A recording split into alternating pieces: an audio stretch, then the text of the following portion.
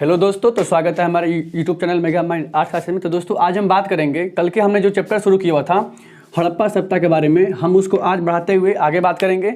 हमने कल पढ़ा हुआ था कि सभ्यता किसे कहते हैं, तो हमने बताया था कि रहन सहन, खान पान, रीति रिवाज और मिली जुली संस्कृति के रूप को क्या बोलते हैं, सभ्यता बोलते हैं। और हमने बताया था कि किसी भी सभ्यता का उद्भव अचानक नहीं होता है, ठीक है ना। हमने ये पढ़ा था। हमने भारत के संदर्भ में शुरू किया था 12th का पहला चैप्टर हड़प्पा सभ्यता।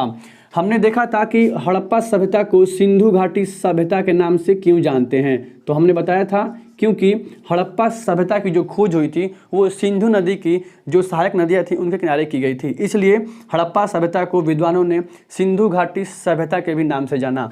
हमने ये क्वेश्चन आपके 12th में पूछा हुआ है। अगला क्वेश्चन पूछा हुआ है, हड़प्पा सभ्यता को एक और नाम देते हैं, वो नाम है कांस्य युगीन सभ्यता। ऐसा क्या रीजन था कि हड़प्पा सभ्यता को लोगों ने कांस्य युगीन सभ्यता का नाम दिया। तो हमने बताया था कि इस धरती पे, इस पृथ्वी पे सर्वप्रथम खोज किया जाने वाला धातु कौन था, वो तांबा था।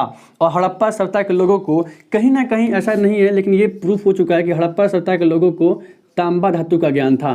तांबा, टीना, सोना, चांदी इत्यादि का ज्ञान था। आपने पढ़ा होगा 10th क्लास में कि तांबा और टीना को मिलाने से क्या बनता है, तो कांसा बनता है। क्या बनता है, कांसा बनता है। इस तरह से हड़प्पा सभ्यता की जब खुदाई हुई थी तो अधिकांश खुदाई के दौरान अधिकांश जगह पे कांसे की नर्तकी की मूर्ति मिली, अर्थात कांसे की मूर्तियां मिली थी, इसलिए विद्वानों ने हड़प्पा सभ्यता को कांस्य युगीन सभ्यता का नाम दिया था। ये क्वेश्चन सॉल्व हो गया। हमने बताया था कल कि हड़प्पा सभ्यता किस युग की कैसी सभ्यता है, तो हड़प्पा सभ्यता एक नगरीय अर्थात शहरी सभ्यता है। ऐसा क्यों, हमने बताया था कि हड़प्पा सभ्यता का पूरा जो मतलब विकास हुआ था, जो उसकी बनावट थी वो एक पूरी तरह सिटी की तरह हुआ था, अर्थात सड़कें पक्की एवं चौड़ी बनी हुई थी, समतल थी, सड़कों के किनारे बड़े बड़े नालियां बनी हुई थी, उन नालियों के ऊपर चबूतरे बने हुए थे। अर्थात इस तरह की व्यवस्था केवल शहरों में देखने को मिलती है। और इस तरह से हड़प्पा सभ्यता एक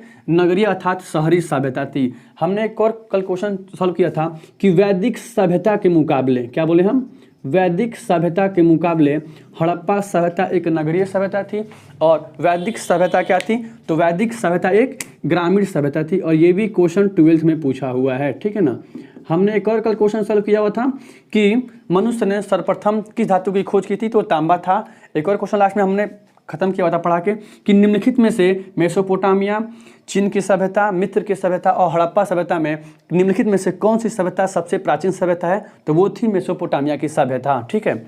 आज हम बात करेंगे, आपका जो चैप्टर चल रहा है वो चैप्टर है इतिहास, ठीक है ना। इतिहास चैप्टर हम पढ़ रहे हैं। सबसे पहले हम कुछ इतिहास के बारे में जान लेते हैं कि इतिहास किसे कहते हैं, ठीक है ना। तो आपको यहाँ पता ना चाहिए, 10th क्लास के नीचे भी हम लोग पढ़ चुके हैं 8th क्लास में कि इति का मतलब होता है बीता हुआ, ठीक है, पास्ट में जो घटनाएं घट चुकी हैं। और हासमिस होता है स्टोरी अर्थात कहानी, ठीक है ना। हासमिस कहानी होता है, अर्थात बीती हुई कहानी का अध्ययन जब हम वर्तमान में करते हैं, अर्थात अगर सिंपल बात में बोलें, अगर नॉर्मली में अगर हम बात करते हैं, ठीक है, तो यहाँ देखते हैं कि बीती हुई घटनाओं के क्रमबद्ध ज्ञान के अध्ययन को हम क्या बोल रहे हैं कि बीती हुई घटनाओं के, ठीक है ना, क्या बोल रहे हैं कि बीती हुई घटनाओं के क्रमबद्ध ज्ञान के अध्ययन को क्या बोला जाता है, इतिहास बोला जाता है, ठीक है ना, इतिहास। आप यहाँ ये क्वेश्चन आपके 12th एग्जाम में कहीं नहीं बना हुआ है, लेकिन आप यहाँ देख सकते हैं कि इतिहास किसे कहते हैं, तो इति मिस होता है बीता हुआ, अहास मिस कहानी, अर्थात बीती हुई कहानी। अगर और अच्छे से उसको बोलें तो बीती हुई घटनाओं के पिछले समय में प्राचीन भारतीय इतिहास में घटित हुई घटनाओं के क्रमबद्ध ज्ञान के अध्ययन को इतिहास कहा जाता है।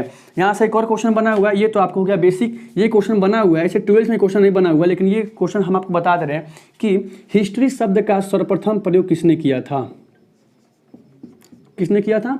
तो ये क्वेश्चन बना हुआ है कि हिस्ट्री शब्द का सर्वप्रथम प्रयोग किसने किया था, तो वो हेरोडोटस ने किया था। क्या बोले हम,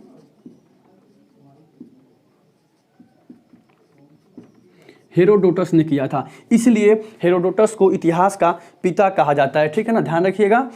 इतिहास किसे कहते हैं, तो बीती हुई घटनाओं के क्रमबद्ध ज्ञान के अध्ययन को इतिहास कहा जाता है। हिस्ट्री शब्द का सर्वप्रथम प्रयोग हेरोडोटस ने किया था, इसलिए इतिहास का पिता हेरोडोटस को कहा जाता है। हम अगर आगे बात करें तो इस इतिहास को अध्ययन करने के आधार पर 3 भागों में बांटा गया है। क्या भाग बांटा गया है, 3 भागों में बांटा गया है।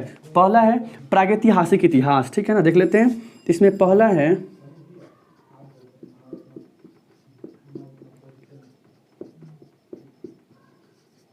प्रागैतिहासिक इतिहास, ठीक है। अगर 2 नंबर पे बात करें तो 2 नंबर पे है आद्य ऐतिहासिक इतिहास।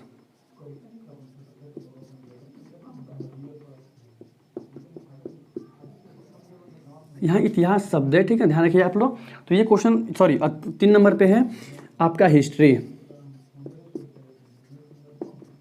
ठीक है ना, इतिहास। हमने बताया अभी कि इतिहास के पिता हेरोडोटस को बोलते हैं और हिस्ट्री शब्द को सर्वप्रथम हेरोडोटस ने दिया हुआ था। ये क्वेश्चन बना हुआ है। आप यहाँ एक बार हम फिर से आपको रिवाइज करा दे रहे हैं कि हड़प्पा सभ्यता एक नगरीय सभ्यता थी। ऐसा क्या रीजन था कि हड़प्पा सभ्यता को हम नगरीय सभ्यता की उपाधि देते हैं? क्योंकि हड़प्पा सभ्यता का पूरा विकास एक नगर की तरह हुआ था, अर्थात सड़कें पक्की, चौड़ी एवं समतल बनी हुई थी, ठीक है। सड़कों के किनारे पक्की नालियाँ बनी हुई थी, उन नालियों के ऊपर चबूतरे बने हुए थे, ठीक है। और इस तरह की आपको तो पता होना चाहिए कि शहरों में ही इस तरह की व्यवस्था देखने को मिलती है, अर्थात कहीं ना कहीं ये सभ्यता हड़प्पा सभ्यता थी।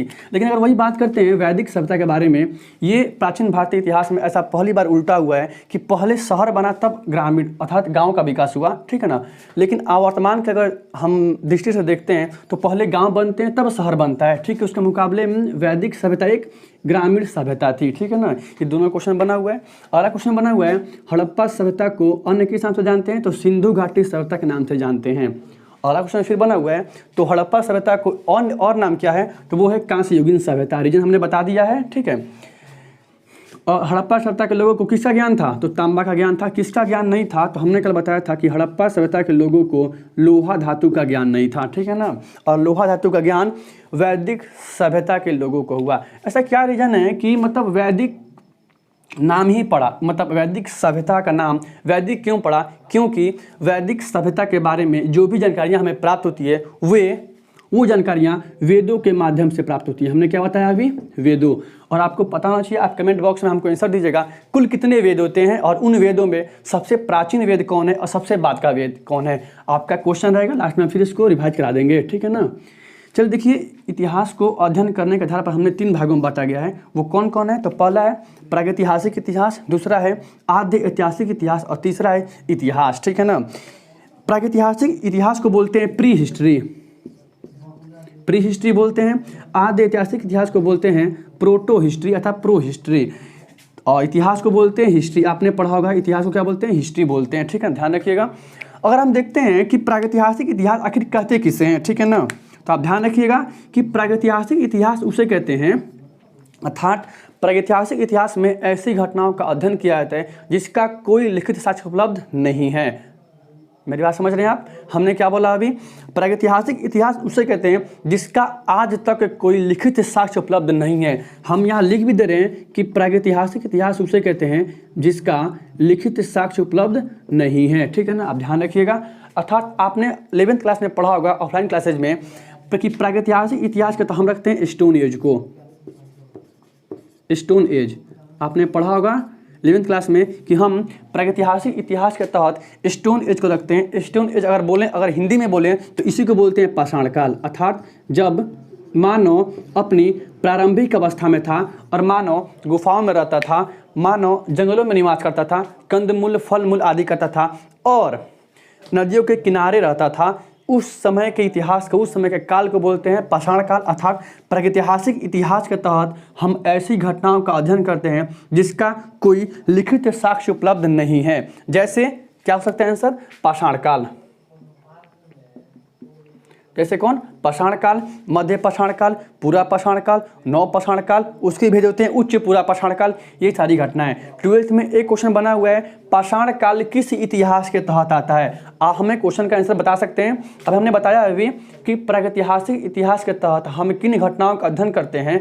तो प्रागैतिहासिक इतिहास के तहत हम ऐसी घटनाओं का अध्ययन करते हैं जिसका कोई लिखित साक्ष्य उपलब्ध नहीं है, ना उसे आज तक जब था ही नहीं तो पढ़ा कैसे जाएगा, ठीक है ना। लॉजिक ये भी है, इसका अध्ययन करते हैं। अर्थात यहाँ से एक क्वेश्चन बना हुआ है आपका कि पाषाण काल किस इतिहास के तहत आती है? तो पाषाण काल प्रागैतिहासिक इतिहास के तहत आती है। कोई दिक्कत?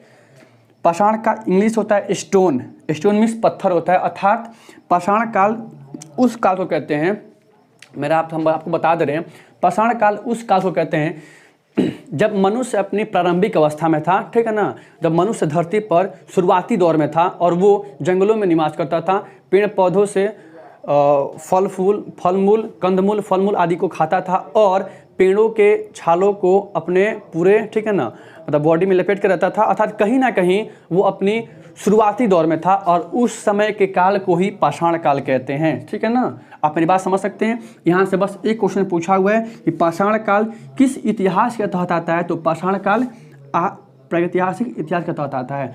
अगला है आद्य ऐतिहासिक इतिहास, यहाँ ध्यान से देख सकते हैं आप। अगला कौन है, प्रोटो हिस्ट्री अर्थात आद्य ऐतिहासिक इतिहास।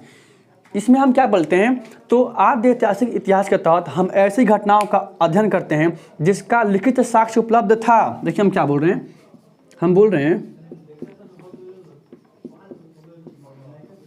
हम ये बोल रहे हैं कि आद्य ऐतिहासिक इतिहास के तहत हम ऐसी घटनाओं का अध्ययन करते हैं जिसका लिखित साक्ष्य तो उपलब्ध था लेकिन उसे आज तक पढ़ा नहीं जा सका।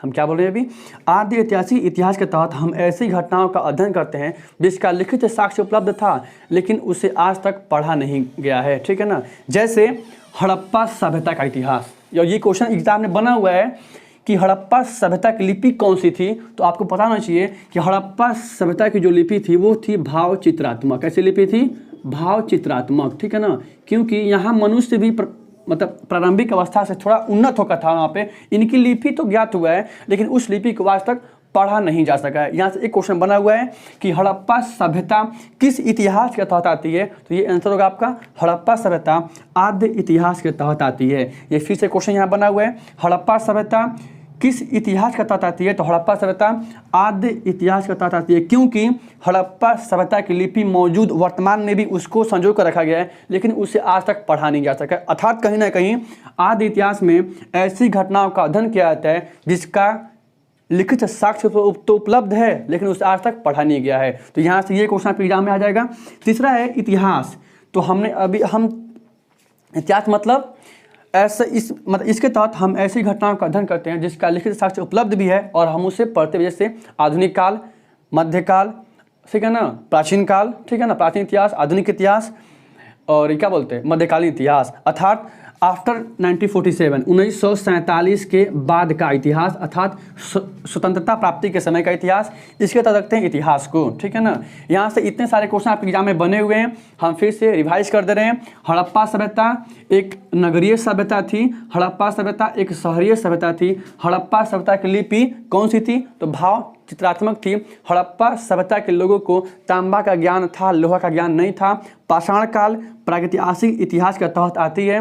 हड़प्पा सभ्यता आद्य ऐतिहासिक इतिहास के तहत आती है, ठीक है, ध्यान रखिएगा।